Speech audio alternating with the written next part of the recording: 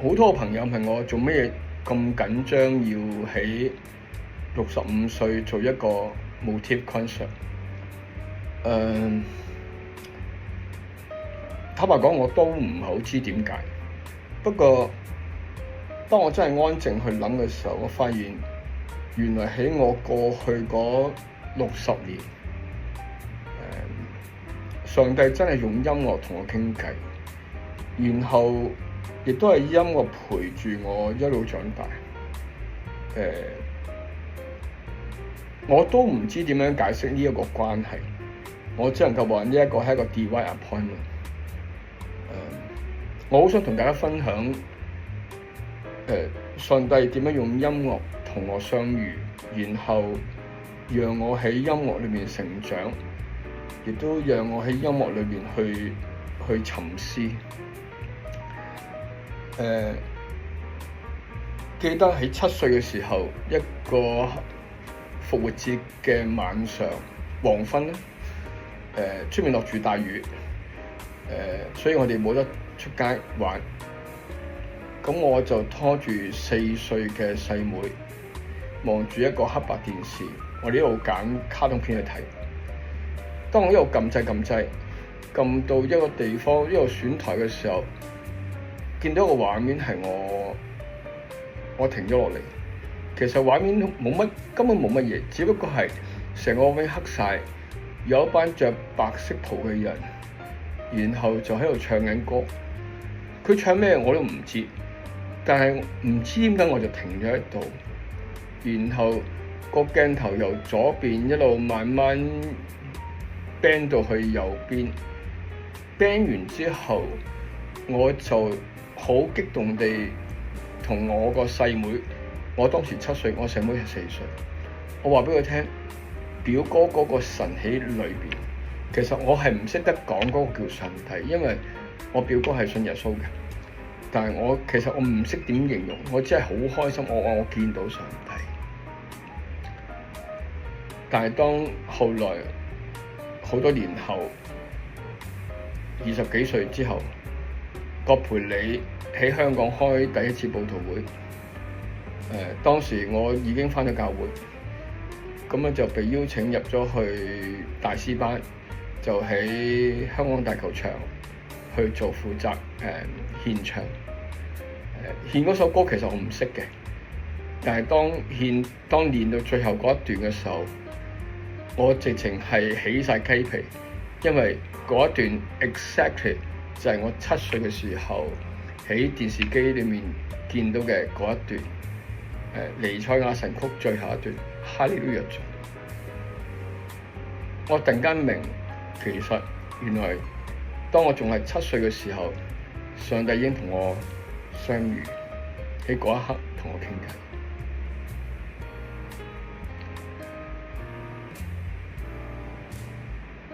偈。音樂對我嚟講其實係一個好陌生嘅元素，因為我冇足夠嘅資源，我去兒時嘅時候去學琴啊，去學什麼嘢。但我好記得，我阿爸成日都話我好宅，唔肯出去玩，唔肯識朋友。所以咧，當時候咧，我記得我阿爸係安排咗我一次落去樓下嘅青年中心嘅一個活動。我去嘅時候已經好抗拒，但係去到嘅時候坐喺度，然後佢哋唱咗一首我覺得完全無厘頭嘅歌，做乜要咁樣唱？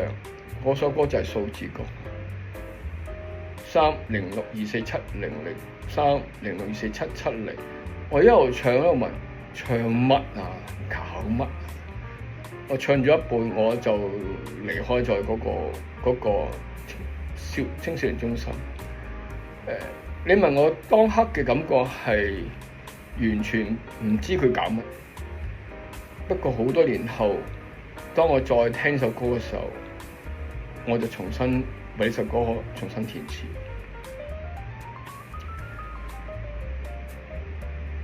生活好有趣嚇，當日可能冇感覺嘅嘢，到你去到另一個階段，你會發現你好有感覺。去到小學，小學對我嚟講唔係一個好有回憶嘅感覺，因為當時呢一間天主教小學啲老師，包括當時有好多嘅修女，其實係令我感覺到係好恐怖。因為佢哋有好多睇法係我覺得匪夷所思。包括坐無影凳，包括係將隻手指凌空剁手指等等。不過有一樣嘢好深印象，就係每一年嘅第一個星期一，小學咧就會安排一個叫做開學嘅彌撒。神父會拎住一個好靚嘅十字架，然後從學校嘅門口一路慢慢一路移步去到個禮台嘅前面，然後唱住一啲其實我都唔知佢唱咩嘅歌，但係我好深印象，我好開心見到呢個畫面，因為我覺得呢個畫面好靚，好震撼。其中一首歌我仲記得。當然啦，因為呢一種嘅震撼，呢一種嘅激動咧，我記得有一次咧，係當應該會要唱完嘅時候咧，我就逼咗下一個音，然後全世界就望住我，跟住我就好尷尬咁樣就唔知去邊度好嚇。但係無論點都好啦，對我嚟講，小學嘅開學彌撒係我一個好深嘅印象。佢話俾我聽，上帝要進入呢一間學校，然後我哋要喺嗰度學習。我唔知點解釋嗰個畫面，不過呢個畫面的而且確就係好入心。小學係一個唔係好開心嘅畫面經過，然後去到中學。中學係對我嚟講係一個音樂啟蒙嘅時間。我讀咗5年中學，但其實我只係讀到中3，因為我係逢2進1，每2年只能夠升到1班。但係就係呢幾年裏邊咧，我經驗咗3個好震撼嘅畫面。第一個係我哋當時，我唔知點解學校呢間中學係可以請到香港管弦樂團咧去學校做表演。我第一次接觸管弦樂，我從來冇聽過管弦樂，我從來冇現場聽過管弦樂。但係當我聽完之後，我覺得太靚啦！原來音樂係可以咁靚嘅，原來音樂係應該咁樣表達嘅。當時我仲記得負責嘅指揮係葉詠詩。嗰首音樂，如果我冇記錯，叫做《動物園協奏曲》，就係用唔同嘅樂器去演繹唔同動物嘅叫聲，係好吸引。我開始明白，其實音樂係本身係有 message。你唔使講，佢自己有 message。因為你聽到 message，然後再過1年之後，我哋唔知點解又去咗一個地方，其實有咩地方唔記得啦。不過好深印象就係我哋聽到一個黃河協奏曲成個樂章。或者咁樣講，黃河協奏曲可能就係我完全去扭轉我對音樂嘅認知，因為原來音樂係可以咁澎湃，係可以咁委婉，然後又有好多唔同嘅演繹。直到今日，我每一次再聽黃河協奏曲，我心裏面依然有好多嘅震盪，因為我真係覺得音樂本來就係咁澎湃，佢唔係只係某種抒情嘅一個工具。後來我先知黃河協奏曲係當時嘅其中一個革命嘅一個嘅樂章。我就更加確信音樂本身自己係有 message。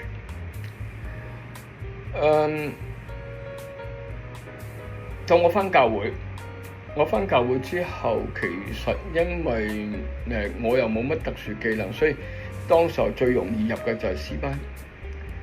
咁我就詩班嘅時候我就唱 bass， 但我記得有一日詩班長要幫我哋再安排分佈嘅時候，佢就同我講過：邊個安排你去做 bass 㗎？你唔係低音，你係男高音嚟嘅喎，唔係你係男中音嚟嘅喎。跟住我，哦係啊，咁由嗰開始，我覺得原來係有唔同步嘅，係需要去揾翻自己啱嘅一個步去唱你要唱嘅歌。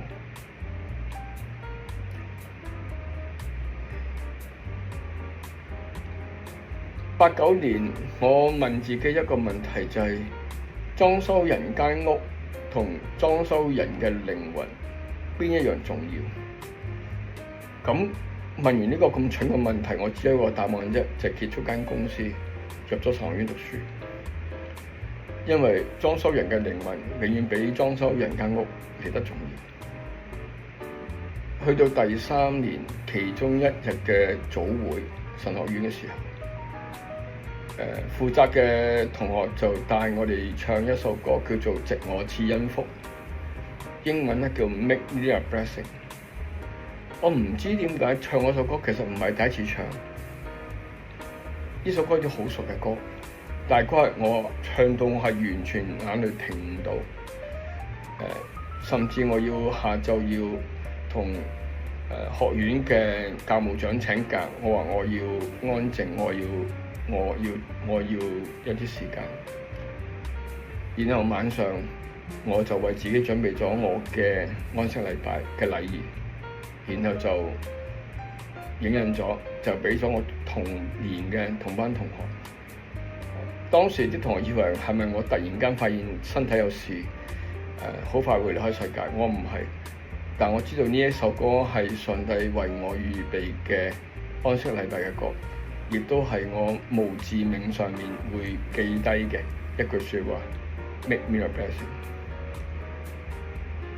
好深印象。直到今日每一次唱，我依然會好多觸動。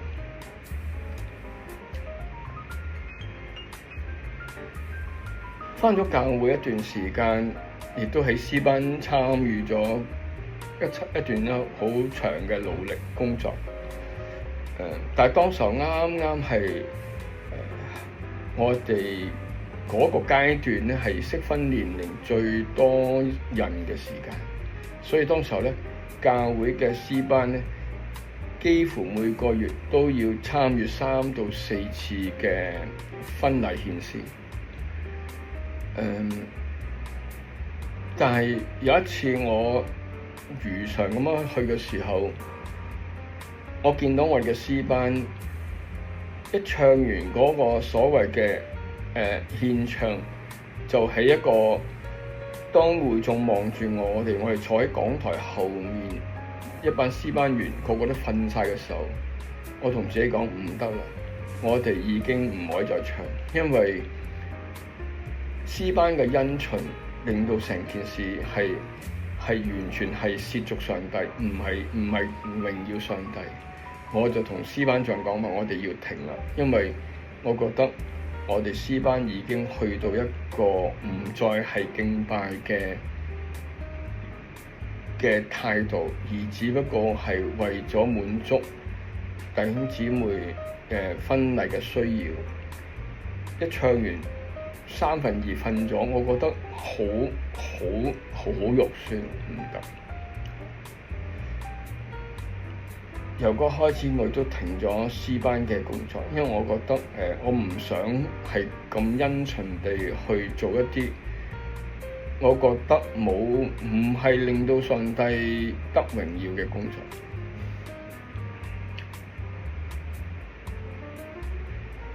而由嗰一段開始，其實我亦都開始去又1994年開始，我發現我開始對傳統詩歌有好多嘅新嘅諗法。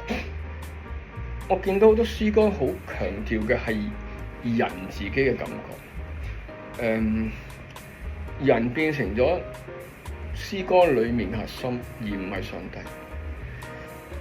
我記得我當年應該要補一個。其實我喺1986年嘅時候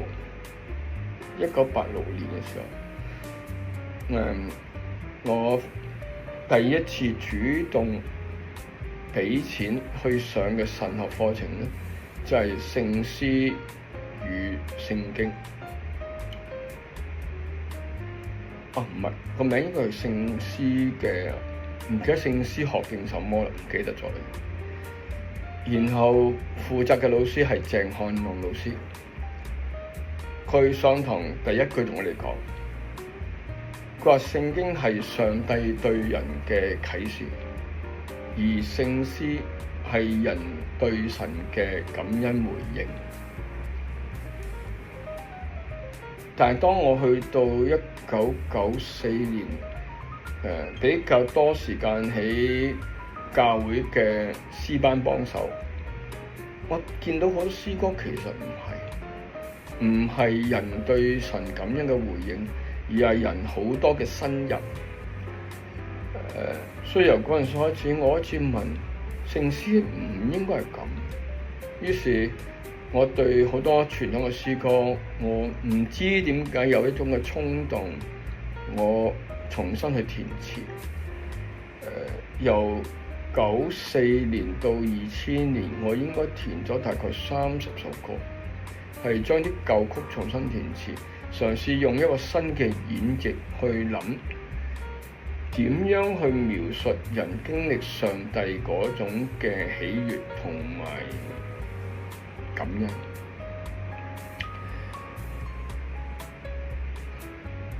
嚟到2000年，當時偶然有一個機會同前妻睇咗一套戲《修女又瘋狂》。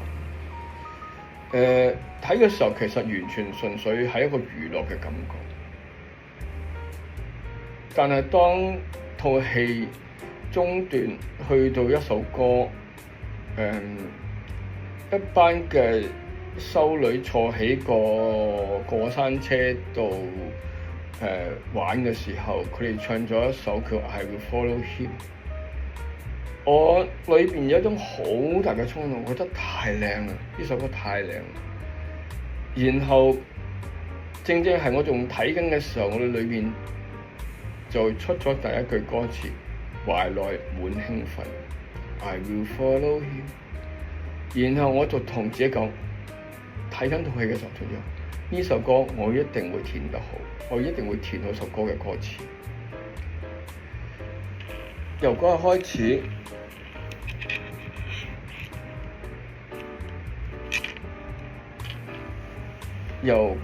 始，填詞或者係二次創作就成為咗我裏邊一個好大嘅 drive， 因為我覺得真係其實有好多歌可以重新再為佢譜填上新嘅歌詞，以至滿足我哋新一代嘅人嘅需要。就喺嗰段時間，我同機構講開，我有一個嘅諗法係想出詩歌集，因為當時我係負責宣教教育。我覺得宣教嘅運動除咗課程，音樂都係一個好重要元素，因為呢個都係教會一個好重要嘅 component。我好記得當時我同我嘅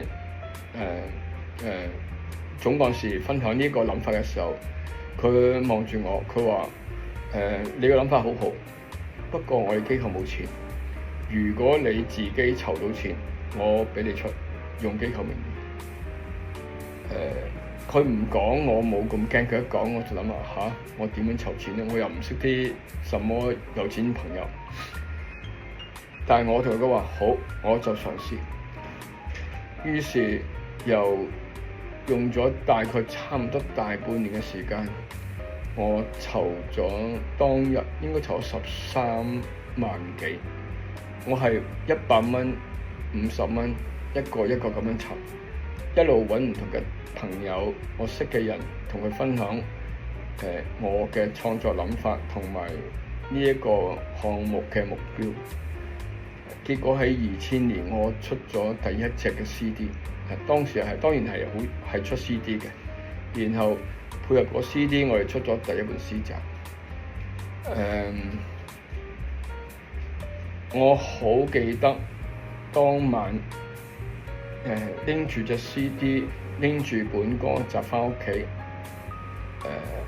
開住個電腦，開住個電視，將隻 CD 放入個唱盤度，然後閂晒所有燈，然後靜靜地聽。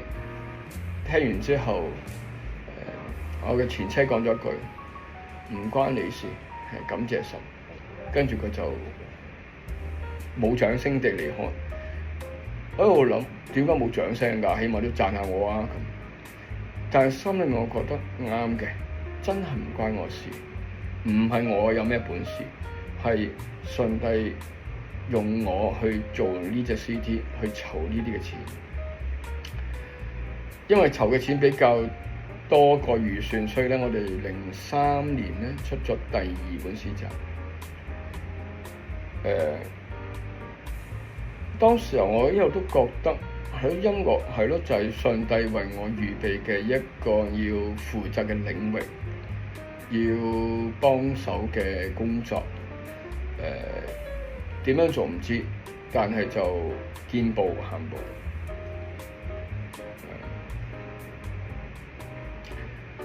但係好景不常啦，跟住我婚姻失敗，我就要離開我嘅工作單位，然後轉到去另一個世界，一個完全唔係我過去接近20年嘅生活空間。